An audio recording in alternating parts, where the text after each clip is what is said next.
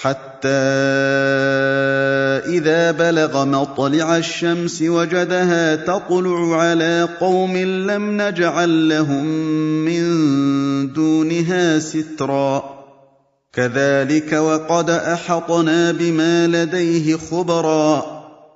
ثُمَّ أَتْبَعَ سَبَبًا حَتَّىٰ إِذَا بَلَغَ بَيْنَ السَّدَّيْنِ وَجَدَ مِن دُونِهِمَا قَوْمًا لَّا يَكَادُونَ يَفْقَهُونَ قَوْلًا قَالُوا يَا ذَا الْقَرْنَيْنِ إِنَّ يَأْجُوجَ وَمَأْجُوجَ مُفْسِدُونَ فِي الْأَرْضِ فَهَلْ نَجْعَلُ لَكَ خَرْجًا عَلَىٰ